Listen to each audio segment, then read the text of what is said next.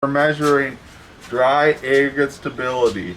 Dry aggregate stability is an indication of how stable the soil is when it is dry, and it is affected by the clay content and organic matter content of the soil, and potentially by tillage and other management aspects. And if the soil has low dry aggregate stability, it is more susceptible to erosion.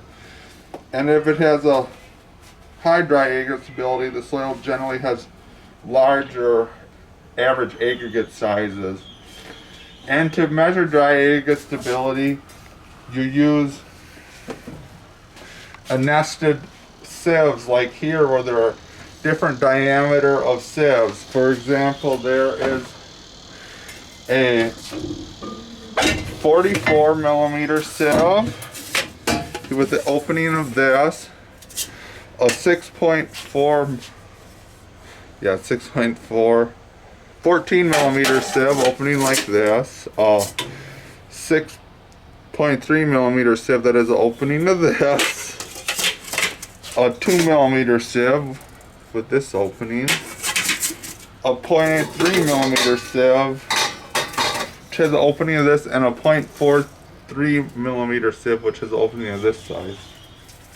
And then there's something to collect the sample on the bottom.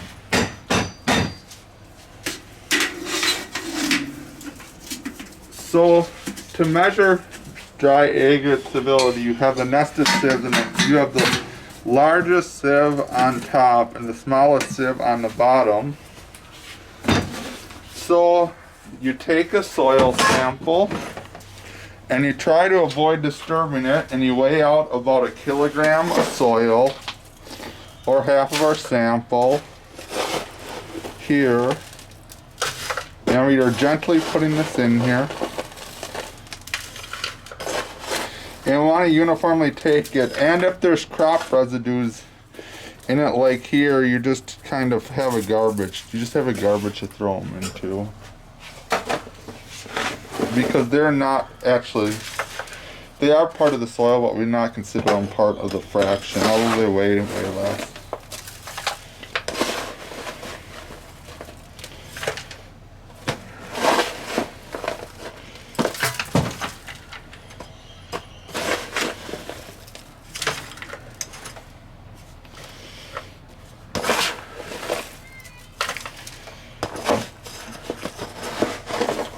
There is about half of our sample, and then you record the weight of it, which is 1,077 grams, and then you place this into the sieves here,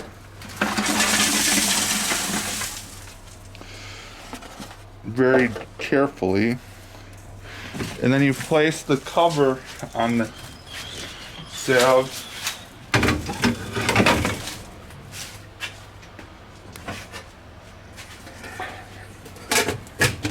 Then you place this on here, and you want this side down, this side up.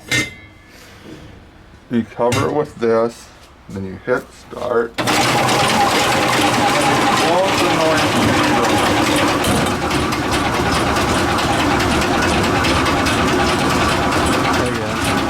gonna stop recording. 5 minutes is up and it's done shaking.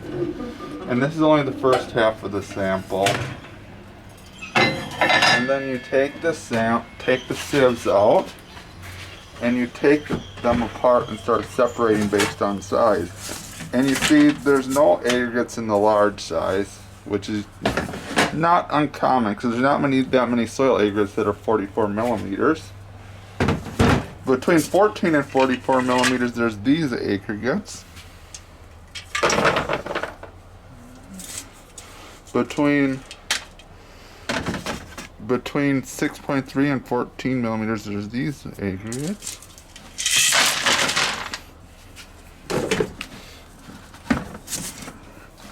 Between 2 and 6.3 millimeters, there's all these aggregates. And you want to use a brush to get the samples off the sieves, which we have here. Is more of an issue with the smaller sieves than the larger sieves. You want to make sure they fall into the tray.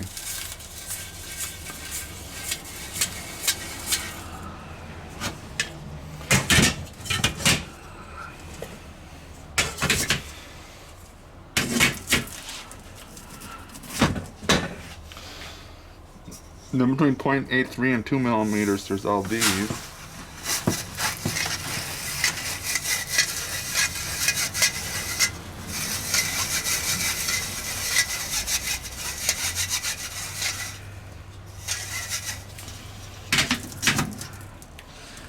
And between 0.43 and 0.83, there's all this.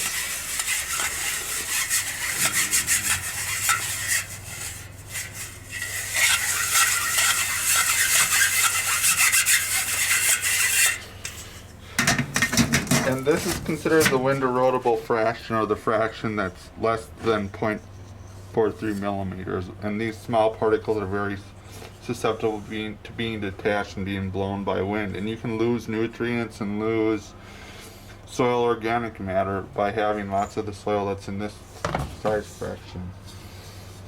And then you weigh each fraction. So for example, the 14 to 44 millimeter fraction is here, which weighs 130 grams. And then you record each of them.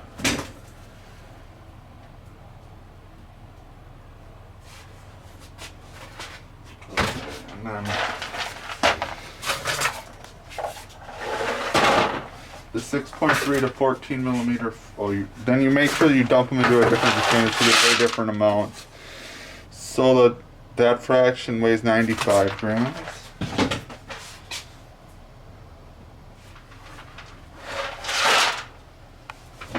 The 2 millimeter sieve weighs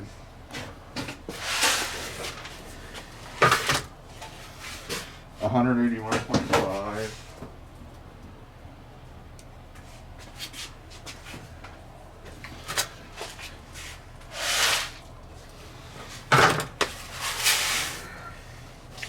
The 0.83 millimeter sieve is like 295.5.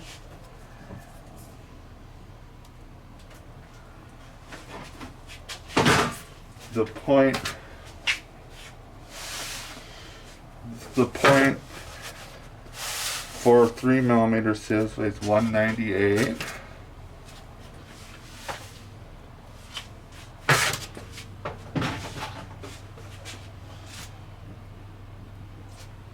And the less than 0.42 weighs 173 grams.